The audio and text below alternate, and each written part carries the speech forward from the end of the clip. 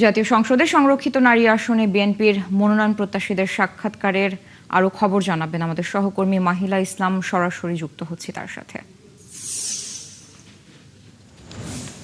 মাহিলা, আজ দ্বিতীয় দিনে বিকেল ৩টায় তো শুরু হওয়ার কথা, সাক্ষাৎকার এখনো শুরু হয়েছে কিনা, আজ কতজনের সাক্ষাৎকার নেওয়া হবে এবং সিলেকশনের ক্ষেত্রে কোন বিষয়গুলো বেশি প্রাধান্য পাচ্ছে জানাবেন আমাদের বিস্তারিত।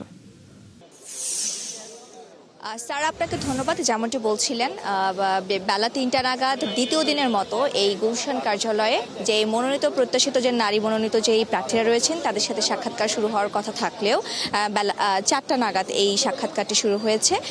বিএনপি চেয়ারম্যান তারেক রহমান তিনি পৌনে ৪টা নাগাদ অর্থাৎ ৩টা ৫০ তিনি গুলশান কার্যালয়ে এসে উপস্থিত হয়েছেন।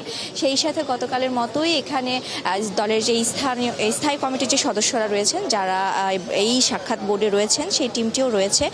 যদি বলে রাখি একটি কথা, যে গতকাল কিন্তু বিভাগীয় যেই 5টি এলাকা, সেই এলাকার বৈঠক শেষ হয়েছে এবং আজ বাকি যেই ঢাকা সহ ঢাকা, ময়মনসিংহ, কুমিল্লা, চট্টগ্রাম এবং এই আশপাশের যে অঞ্চলগুলো রয়েছে সেই এলাকাগুলোর থেকেই যে বাকি প্রার্থীরা রয়েছেন, অর্থাৎ 450 থেকে 500 জন প্রার্থীর মতো আনুমানিক আমাদেরকে একটি তালিকার কথা বলা হয়েছে। ঠিক এই কয়জন প্রার্থী আজ এসেছেন, তারা গতকালের মতোই বিএনপি চেয়ারম্যান তারেক রহমানের সাথে কথা বলবেন এবং তাদের প্রত্যেকের সাথেই তারেক রহমান আলাদা আলাদা করে কথা বলবেন বলে আমরা জানতে পেরেছি। এবং এই বৈঠকের শেষে আজকের এই বৈঠকের মধ্য দিয়ে শেষ হচ্ছে এই মনোনীত প্রত্যাশিত আসন্ন নারী আসনের যেই প্রার্থীরা রয়েছেন তাদের সাথে সরাসরি সাক্ষাতের শেষ দিন। এরপরে হয়তোবা দলের পক্ষ থেকে কোনো একটি সংবাদ সম্মেলন করে জানানো হবে যে কাদেরকে মনোনীত করা হচ্ছে এবং কাদেরকে মূল্যায়ন করা হচ্ছে দলটি থেকে। আর এখনকার মতো সাক্ষাৎ শুরু হয়েছে, তবে এখন কোন এলাকা থেকে সাক্ষাৎকারটি শুরু হয়েছে সেটি এখনো পর্যন্ত আমরা জানতে পারিনি।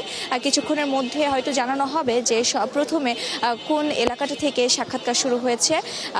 সব মিলিয়ে বলা যায় যে 950 আর শতাধিক বেশি যেই প্রার্থীরা মনোনয়ন দিয়েছিল পুরো বাংলাদেশ থেকে 36টি আসনের জন্য, তাদের সাথেই এই 2 দিনের ভাগ করে 5টি বিভাগ করে বৈঠকটি হচ্ছে এবং আজকে সেই বৈঠকের শেষ দিন। মেজাবিন, এখনকার মতো এই জায়গার খবর এই পর্যন্তই যে বৈঠকটি শুরু হয়েছে, তবে প্রথম কোন বিভাগটি দিয়ে শুরু করলো সেটি হয়তো আমরা কিছুক্ষণ পর দল থেকে জানতে পারবো। জি মাহিলা, আমরা নিশ্চয়ই তখন আবার আপনার সাথে যুক্ত হব এবং আপনার মাধ্যমে দর্শকদের সেখানকার আপডেট জানাবো। দর্শক, যুক্ত ছিলেন সহকর্মী মাহিলা ইসলাম। জাতীয় সংসদের সংরক্ষিত নারী আসনে বিএনপির মনোনয়ন প্রত্যাশীদের যে সাক্ষাৎকার চলছে তারই আপডেট তিনি আমাদের জানাচ্ছিলেন।